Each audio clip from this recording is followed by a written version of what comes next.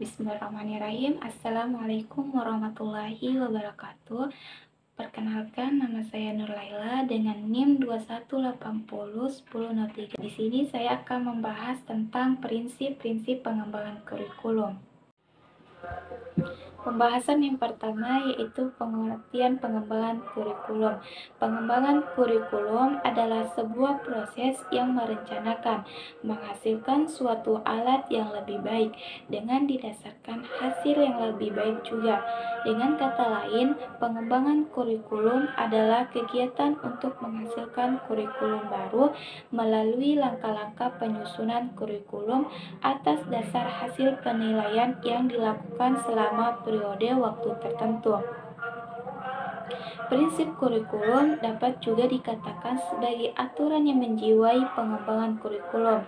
Prinsip tersebut mempunyai tujuan agar kurikulum yang didesain atau yang dihasilkan sesuai dengan permintaan semua pihak, yakni peserta didik, orang tua, masyarakat, dan bangsa. Prinsip-prinsip pengembangan kurikulum. Sukma Dinata membagi menjadi dua kelompok prinsip pengembangan kurikulum, yaitu prinsip umum dan prinsip khusus. Prinsip umum yang pertama ada prinsip relevansi. Relevansi memiliki makna sesuai atau serasi. Jika mengacu pada prinsip relevansi, setidaknya kurikulum harus memperhatikan aspek internal dan eksternal. Secara internal, kurikulum memiliki relevansi antara komponen kurikulum, yaitu tujuan, bahan, strategi, organisasi, dan evaluasi. Sedangkan secara eksternal, komponen itu memiliki relevansi dengan tuntutan sains dan teknologi, tuntutan dan potensi siswa, serta tuntutan dan kebutuhan pengembangan masyarakat. Oleh karena itu, dalam membuat kurikulum harus memperhatikan kebutuhan lingkungan masyarakat dan siswa di sekitarnya, sehingga nantinya akan bermanfaat bagi siswa untuk berkompetisi di dunia kerja yang akan datang. 2. Prinsip fleksibilitas. Kurikulum harus memiliki fleksibilitas. Kurikulum yang baik adalah kurikulum yang berisi hal-hal yang valid, tetapi dalam implementasinya dimungkinkan untuk penyesuaian berdasarkan kondisi regional, waktu dan kemampuan, serta latar belakang anak. 3. Prinsip kontinuitas. Kontinuitas adalah nilai keterkaitan antara kurikulum dari berbagai tingkat pendidikan, sehingga tidak terjadi pengulangan atau disharmonisasi bahan pembelajaran yang berakibat jenuh atau membosankan baik bagi pendidik maupun peserta didik. 4. Prinsip efisiensi.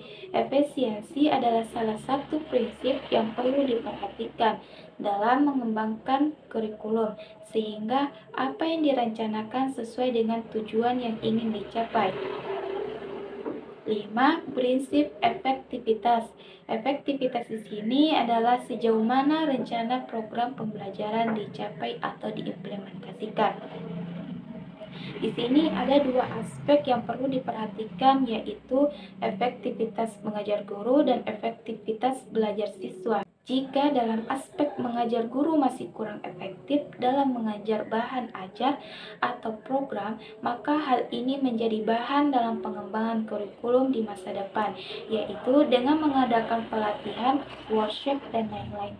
Dan jika pada aspek efektivitas belajar siswa, perlu dikembangkan kurikulum yang terkait dengan metodologi pembelajaran, sehingga apa yang sudah direncanakan dapat tercapai dengan metode yang relevan dengan materi atau materi pembelajaran.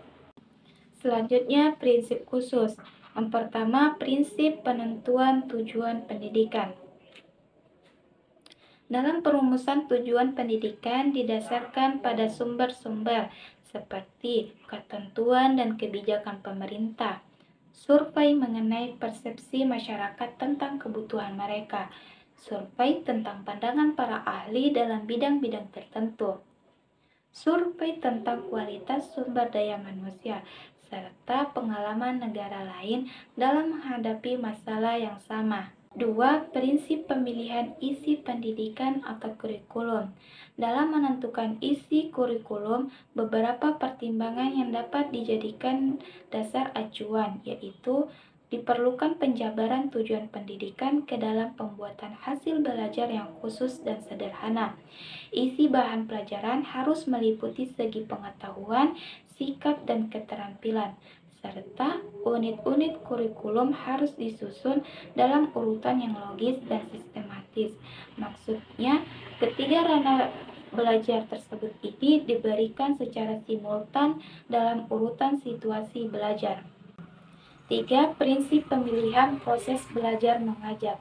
Dalam proses belajar mengajar ada beberapa hal yang perlu diperhatikan, yaitu kecocokan metode atau teknik belajar mengajar untuk mengajar bahan pelajaran, variasi metode atau teknik dalam proses belajar mengajar terhadap perbedaan individu, siswa, serta efektivitas metode atau teknik dalam mengaktifkan siswa dan mendorong berkembangnya kemampuan baru. 4. Prinsip pemilihan media atau alat pengajaran. Dalam proses pemilihan media atau alat pengajaran, ada beberapa hal yang perlu diperhatikan, yaitu kegiatan perencanaan dan inventaris terhadap alat atau media apa saja yang tersedia, serta pengorganisasian alat dalam bahan pembelajaran, baik dalam bentuk modul ataupun buku paket. Prinsip berkenaan dengan penilaian. Penilaian merupakan proses akhir dalam kegiatan belajar mengajar. Dalam proses penilaian belajar, ada beberapa hal yang perlu diperhatikan, yaitu perencanaan alat penilaian, penyusunan alat penilaian, dan pengelolaan hasil penilaian. Baik, itulah pembahasan mengenai prinsip-prinsip pengembangan kurikulum. Semoga apa yang saya sampaikan bermanfaat untuk kalian dan tersampaikan kepada kalian juga. Saya akhiri dengan ucapan Assalamualaikum warahmatullahi wabarakatuh.